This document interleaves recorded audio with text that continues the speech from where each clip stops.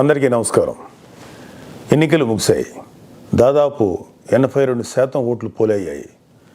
ఇది ప్రజాస్వామ్యంలో మంచి పరిణామం. కానీ ఇదే సమయంలో ప్రజలందరం చాలా అప్రమత్తంగా ఉండాలి. ఎందుకంటే పోలింగ్తోనే ఎలక్షనీరింగ్ పూర్తి కాలేదు, కౌంటింగ్ కూడా ఉంది. ఓటమి కళ్ళ ముందు కనిపించడంతో వైసీపీ అసురగణం ఎంతటి అరాచకానికి ఒడిగొడుతుందో పల్నాడు, తాడిపత్రి, తిరుపతిలో చూసాం. సైకోపాత్ అనే మాట మనం వింటూ ఉంటాం. ఈ జగన్మోహన్ రెడ్డి కూడా ఆ కోవలోకి వస్తాడో లేదో తెలియదు, కానీ ఖచ్చితంగా అతను ఒక సోషియోపాత్. ప్రజలను కులాలుగా, వర్గాలుగా, పార్టీల వారీగా విడదీసి చిచ్చులు పెట్టి ఆనందించే రకం. అతనిలో ఆ మానసిక స్థితిని మొదట్లో ఎవరు గుర్తించలేకపోయారు. ఆ వ్యాధిని తన అసురగణానికి కూడా అంటించాడు. ఈ సోషియోపాత్ మానసిక స్థితి రోజు రోజుకి ముదిరిపోయింది. ఓటమి కనిపిస్తుండటంతో వైసీపీ ముఠాలు ఉన్మాదంతో ప్రజల ఇళ్ల మీద పడి అరాచకం సృష్టిస్తున్నాయి. మాచర్ల వైసీపీ ఎమ్మెల్యే సంబంధీకుల ఇళ్లలో పెట్రోల్ బాంబులు దొరికాయంటే ఫలితాలు వచ్చాక వీళ్ళు ఎంత రాక్షసత్వానికి తెగబడబోతున్నారో ప్రజలు గ్రహించాలి. తాడిపత్రిలో పోలీసులు కూడా తమను తాము రక్షించుకునేందుకు అగచాట్లు పడ్డారు. అంటే వైసీపీ ఎంతగా రెచ్చిపోతుందో అర్థం చేసుకోవాలి. వైసీపీకి ఓటు వేయలేదని తెలిసి ఇళ్లలో చొరబడి మహిళలను, పిల్లల్ని అందరినీ చావుగొట్టే పైశాచికత్వాన్ని పెంచింది ఎవరు? ఖచ్చితంగా ఈ జగన్మోహన్ రెడ్డి అనే చెప్పాలి. విశాఖపట్నంలోని కంచరపాలెంలో ఓ కుటుంబం కూటమి అభ్యర్థులకు ఓటు వేసిందని తెలిసి వైసీపీ గుండాలు ఆ ఇంట్లో మహిళలను, చదువుకుంటున్న పిల్లలపై దుర్మార్గంగా దాడి చేసింది. గర్భంతో పుట్టింటికి వచ్చిన మహిళపైన తీవ్రంగా దాడి చేశారు. అంటే వైసీపీ రాక్షసత్వం ఏ స్థాయిలో ఉందో తెలుసుకోండి. ఇలాంటివన్నీ తెలుసుకొని చిక్కటి చిరునవ్వులు చెందించే వ్యక్తిని ఏమనాలి? మహేష్ బాబు స్పైడర్ సినిమాలో విలన్ సూర్య గుర్తొస్తున్నాడు కదూ. ఉత్తరాంధ్ర నుంచి రాయలసీమ వరకు ఎన్నికల అనంతరం హింసను ప్రేరేపించడంలో వైసీపీ ఓటమి కనిపిస్తుంది. రాబోయే ఓటమిని కప్పిపుచ్చుకునేందుకే ఈ దాడులు చేస్తుంది. ఈవీఎంలు భద్రపరిచిన స్ట్రాంగ్ రూమ్స్ దగ్గర కూడా భద్రత పటిష్టంగా ఉంచాలి. అక్కడ సెంట్రల్ గవర్నమెంట్ వారిది 3 అంచెల సెక్యూరిటీ ఉంది.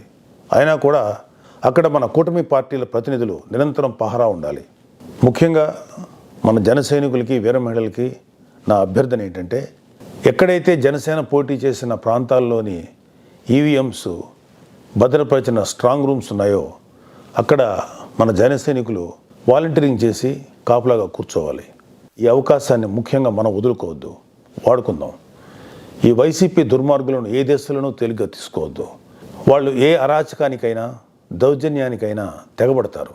ఆ మధ్యన అంటే 2-3 ఏళ్ల క్రితం అమెరికన్ ప్రెసిడెన్షియల్ ఎలక్షన్స్లో కూడా ఎక్స్ ప్రెసిడెంట్ డొనాల్డ్ ట్రంప్ ఇలాంటి లక్షణాలే కనబరిచాడు. ఎన్నికల్లో ఓడిపోతున్నాను అని తెలిసాక కూడా నేనే గెలుస్తున్నాను, గతం కంటే గట్టిగా ఓట్లు వచ్చాయని ప్రచారం మొదలెట్టాడు. ఫలితాలు వచ్చాక కూడా నానా యాగి చేసి కుర్చీ వదలంటే వదలని అలాగే భీష్మించి కూర్చుంటే వైట్ హౌస్ నుంచి పంపేశారు. దాదాపు ఇలాంటి లక్షణాలే మన ఆపద్ధర్మ ముఖ్యమంత్రి జగన్మోహన్ రెడ్డి కూడా ప్రదర్శిస్తున్నాడు.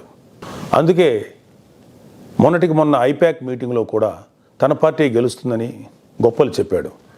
అతని మానసిక స్థితిని వంట పట్టించుకున్న ఉత్తరాంధ్ర నాయకుడు ప్రమాణ స్వీకార ముహూర్తం, విశాఖలో స్థలం అన్నీ ప్రకటించేశాడు. జూన్ 4 తర్వాత వీళ్ళందరినీ విశాఖలో ఉన్న ఆ ఆసుపత్రిలో చేర్చాల్సిందే. ట్రంప్ లాగే జగన్ కూడా కుర్చీ వదులుకోవడానికి ఇష్టపడ్డాం. తన ఉన్మాద బృందంతో రాష్ట్ర వ్యాప్తంగా దాడులు, హింసకు తెగబడే ప్రమాదం లేకపోలేదు. దీనిపై కేంద్ర ప్రభుత్వానికి ఖచ్చితమైన సమాచారం ఉంది. అందుకే వచ్చే నెల 15వ తేదీ వరకు కేంద్ర బలగాలను మోహరించాలని చెప్పింది.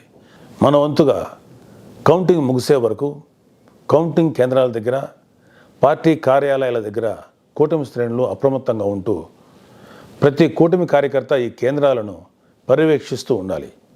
ఆంధ్రప్రదేశ్ రాష్ట్రం ఈ అరాచక శక్తుల చేతుల నుంచి అభివృద్ధి సాధకుల చేతిలోకి మారే సమయం దగ్గరలోనే ఉంది. అందరం ఆ శుభగడి కోసం వేచి చూద్దాం. జై జనసేన, జై హింద్.